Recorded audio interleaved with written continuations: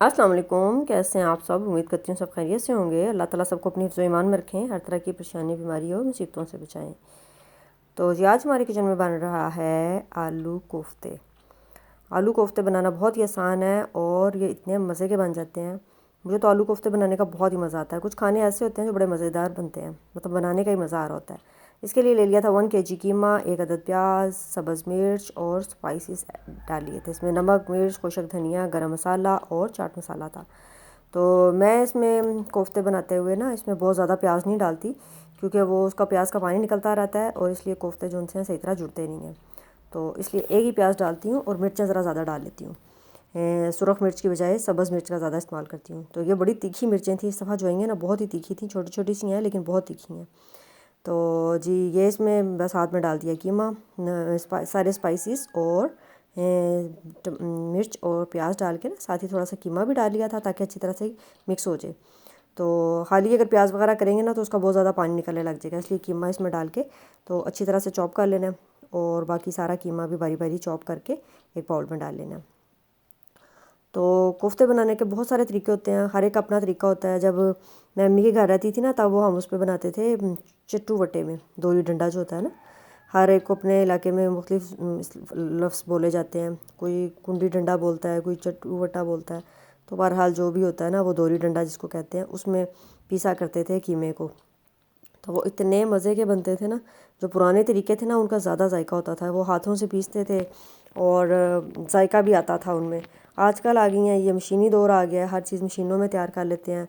ताकि हमने चटनी भी बनानी होती है वो भी चॉपर में डाल के चॉप कर लेते हैं या ग्राइंडर में बना लेते हैं, तो वो मज़े नहीं आते जो पहले हुआ करते थे। लेकिन मेहनत बहुत ज़्यादा होती थी। तो आजकल जो सा हम लोगों से मेहनत होती नहीं है, तो बस हम जो सा हर काम मशीनों में डाला और फटाफट कर लिया। तो लेकिन खैर अभी भी बहुत मज़े का बन गए थे।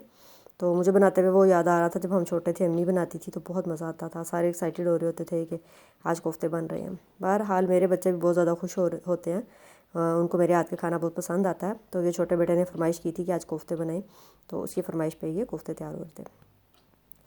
तो जी इसको सारे मैंने कीमे को डाल के अच्छी तरह से चॉप करके ना, तो फिर इसके अंदर डाल दिया था थोड़ा सा मैदा, वो बेसन। पास इसमें रस भी डाला जा सकता है और चने जो उनसे हैं काले चने, वो भी उसका पाउडर बना के ना वो भी इस्तेमाल कर सकते हैं। तो बहरहाल मैंने इसमें ना बेसन डाला था, इसको भुना वगैरह नहीं था, बस ऐसे ही कच्चा बेसन जैसे हम इस्तेमाल करते हैं ना। 2 चम्मच इसमें बेसन डाल दिया था और अच्छी तरह से इसको हाथों की मदद से जो है ना मिक्स करना है।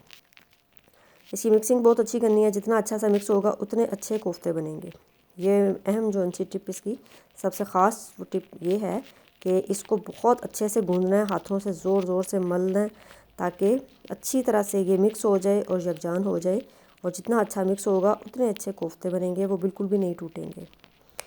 तो मैं कोफ्ते बनाते हुए मुझे याद आ रहा था जब मेरी शादी हुई थी। मेरी शादी ज़रा जल्दी उम्र में हो गई थी, छोटी उम्र में, और शुक्र अल्हम्दुलिल्लाह कि अम्मी ने हर काम सिखाया हुआ था। मैं घर में सबसे छोटी थी, बहन भाइयों में सबसे छोटी थी। तो अम्मी ने हर काम जो सा ना सिखाया हुआ था। जब शादी हुई है तो कोई भी ऐसा मसला नहीं हुआ। तो शादी के तकरीबन 1-2 हफ्ते के बाद की बात है, हमारे घर में कुछ मेहमान आए थे। मेरी जो सासू माँ है ना उनके कुछ रिलेटिव थे, वो आए थे। तो सासू माँ ने मुझे ऑर्डर कर दिया कि बिरयानी बना लो, कोफ्ते बना लो, फ़लाँ फ़लाँ फ़लाँ चीज़ बना लो।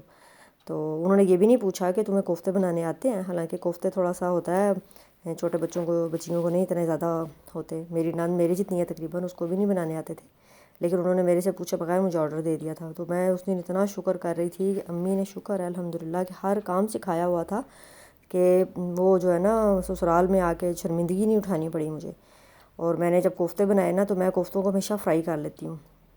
कच्चे इसी तरह डालें ना उसमें मसाले में, तो वो टूटने का अच्छा होता है। तो मैं कोफ्तों को हमेशा से फ्राई करती हूँ और फिर मसाला बना के उसमें डालती हूँ।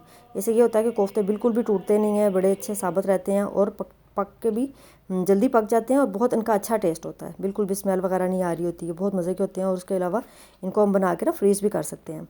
तो मैं कोफ्ते जब भी बनाती हूँ ना कोशिश करती हूँ ज़्यादा बना लूँ और उसको फ्रीज़ भी कर दूँ, अगले कुछ टाइम के बाद भी दोबारा बना सकते हैं। कोई मेहमान वगैरह आ जाए, अचानक आ जाए, तो भी कोफ्ते बने हो तो इतनी आसानी हो जाती है ना। फ्रीज़र से निकाला, मैं तो ये मसाले भी ग्राइंड करके फ्रीज़ कर दिया करती हूँ। ये देखिए मैंने जो फ्रीज़र से निकाल लिया, लहसुन अदरक का पेस्ट था और प्याज और लहसुन का मैंने पेस्ट बना के ग्राइंड करके रखा होता है, उसको निकाला है।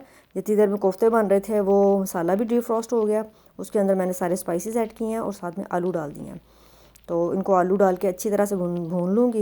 ये मसाला भी भुनता जाएगा और कोफ्ते भी हमारे फ्राई होकर बिल्कुल रेडी हो गए हैं। आलू अच्छी तरह भून लेने हैं, काफ़ी भूनते भूनते ही वो आधे तो नरम हो जाते हैं। बाकी फिर कोफ्ते अंदर डाले और उसमें सब्ज़ मिर्चें डाली, गरम मसाला डाला और जी साथ में ऊपर सब्ज़ धनिया डाल दिया।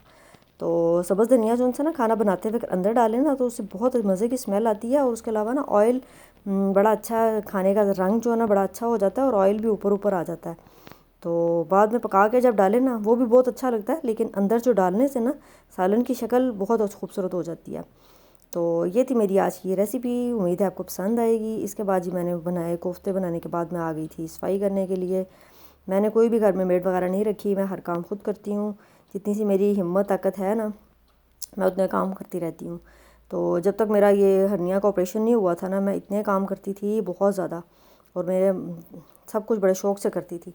बस ये 2-3 दफ़ा ऑपरेशन होते रहे हैं ना, तो उसकी वजह से मेरी तबीयत काफ़ी डाउन हो गई है और मैं उस तरह काम नहीं कर सकती।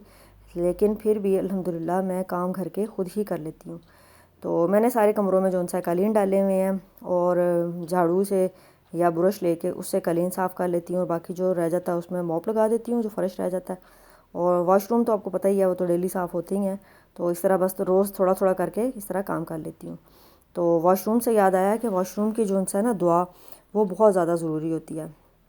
अपने बच्चों को ख़ुद भी इस चीज़ का बहुत ज़्यादा अहतमाम किया करें कि बाथरूम में जाते टाइम बाथरूम की दुआ पढ़ना कभी भी ना भूलें, क्योंकि बाथरूम में जो है ना दूसरी मखलूक रहती है। तो हुज़ूर सल्लल्लाहु अलैहि वसल्लम ने हर काम की, हर जगह जाने की, हर चीज़ की, सोने की, जागने की, उठने की, बाथरूम में जाने की, हर चीज़ की दुआ हमें बताई है।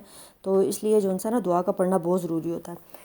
तो दुआ जो सी है उससे ये होता है कि बाथरूम में जो सी दूसरी मखलूक होती है, हम उससे बचे रहते हैं, उसके शर से बचे रहते हैं और बहुत सारी परेशानियों से बचे रहते हैं। तो ये दुआ का अहतमाम ज़रूर कीजिएगा। तो मिलते हैं कल नई वीडियो के साथ। अपना बहुत सारा ख्याल रखें। अल्लाह हाफ़िज़।